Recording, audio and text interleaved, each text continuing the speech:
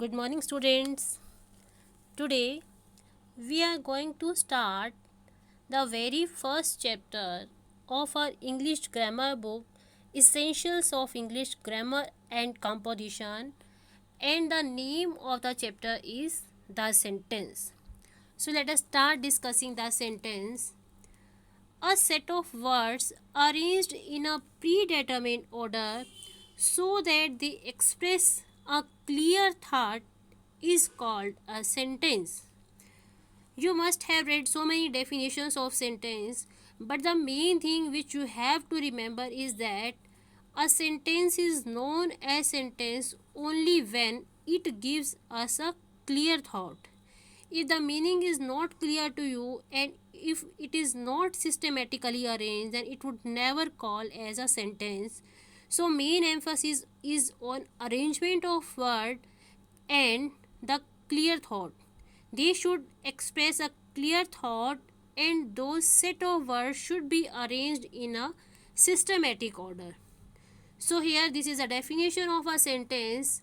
Let us discuss what should be remembered while we are framing a sentence. All the sentences begin with a capital letter.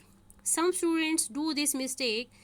Sometimes they forget that they are starting a next sentence, so they should start it with capital letter. Every kind of sentence is started with capital letter and always ends with mark of punctuation, either full stop or question mark or sign of exclamation. It depends on the kind of sentence which mark of punctuation we have to use, but always these marks are used at the end of the sentence, and in the beginning of the sentence we have to use capital letter. Before going through the kinds of sentence, let us discuss difference between the phrase and the sentence, because you may have the idea in your mind that group of words like a funny story, last evening, at the bus stop, of no use, such kinds of words are also given a meaning to us, so they must be called sentence. No, they can't be called sentence because they are group of words, no doubt, but they are not giving us clear cut sense what they want to convey. A funny story, which funny story, who told funny story, to whom it was told, nothing is clear to us. They are just giving us an idea that a funny story. Meaning is clear, but they are not giving us complete sense, so they are called phrases, not sentence, but they can be converted into the sentence, like my mother told me a funny story last evening. Here that phrase funny story is converted into sentence. So this is how phrases are used in sentence. They are meaningful in themselves, but they do not give us complete sentence sense. So here you have to keep it remember the difference between the phrase and the sentence. That sense, in sentence words are properly arranged to give us a complete sense, and in phrase the words are not arranged and they do not give us complete sense. In exercise number 1 of the chapter, you have to differentiate between the phrase and the sentence and must remember these definition before doing the exercise. Now let us discuss the parts of the sentence. You must be aware of that a sentence is divided in two parts, subject and predicate. Subject means the part of the sentence which names what the sentence is about, and the remaining part of the sentence is known as predicate, which includes verb and object. Like, look at the example. All the players contributed to the victory of the team. Here the sentence is revolving around all the players. What are they doing? What are they busy in? What are they contributed? That part of the sentence is predicated. And when we get the answer of who, here we are getting the answer of who from all the players, so it is known as a subject, and the remaining part of the sentence is predicate. So here look at second example. In the heart of the forest lived a saint. So here the difference between these two examples is that it is not compulsory that subject will always be in the beginning of the sentence. It may be at the end of the sentence also. So it doesn't depend that whatever is written in the beginning of the sentence is our subject. It may be at the end of the sentence that we will find subject there.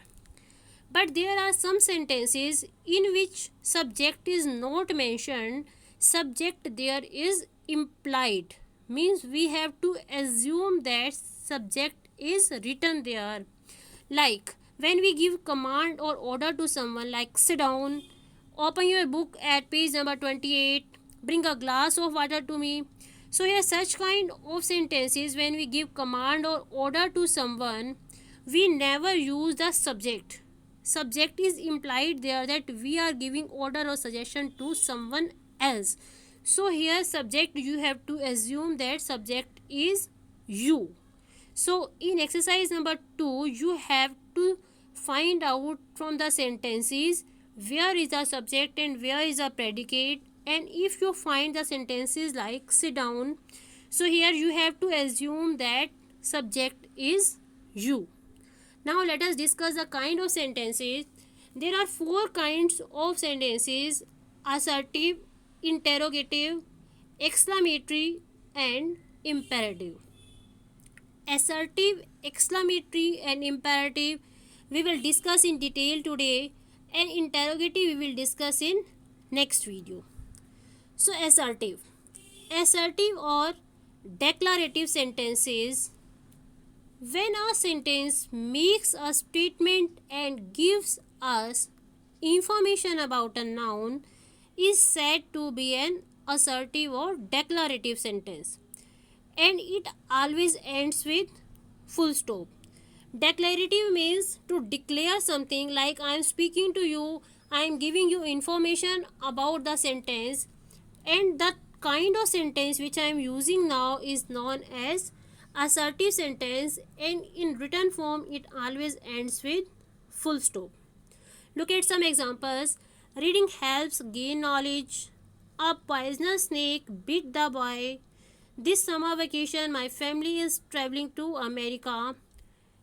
After observing these examples, you find out that these sentences are started with first letter capital and are ending with full stop. They are giving us information, they are declaring something, they are stating something. So such kind of sentences are known as assertive or declarative sentences. Second kind, exclamatory sentences. Exclamatory, a sentence that conveys an excitement or emotion of the speaker, is an exclamatory sentence, and it always ends with sign of exclamation.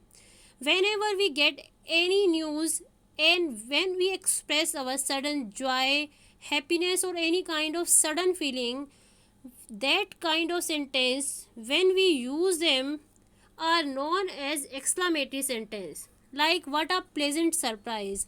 The person has got a surprise and the sentence which come out from his mouth is what a pleasant surprise. That kind of sentence is exclamatory sentence. Hooray, we won the match. Here the players are expressing their sudden feeling of joy, so they are using exclamatory sentence. How clever you are. So here also the sudden feeling of surprise or amazement is expressed. It is also known as exclamatory sentence. But look at the difference between first and second kind of sentence. Here after hooray sign of exclamation is mentioned, and in first sentence sign of exclamation is at the end of the sentence. Whenever we use the word hooray, alas, in the beginning of the sentence, then we use the sign of exclamation just after the word. But when we are speaking the sentence what a pleasant surprise, then we will use a sign of exclamation at the end. Read the note. If a sentence uses an interjection, we put the exclamation mark after it, like in hooray. we won the match, followed by a declarative sentence. We won the match is declarative sentence and hooray is exclamatory word. Next kind of sentence is imperative sentence. A sentence that gives an order, command, request, suggestion, proposal, or instruction is an imperative sentence. And it begins with a verb and ends with a full stop. Like as we have discussed in phrase and sentences, or we have discussed it in subject and predicate, that in imperative sentence the subject is implied. Like bring a glass of water, come to school on time. Here the sentence is beginning with a verb, not with a subject, and ends with full stop. So such kind of sentences in which we give order, command, request, suggestion to someone, such kind of sentences are known as imperative sentence. And in such kind of sentence subject is implied, not written in clear cut form, and we have to assume that subject is you. So this is how we have discussed the kind of sentence. Keep reading and keep enjoying with grammar. Thank you.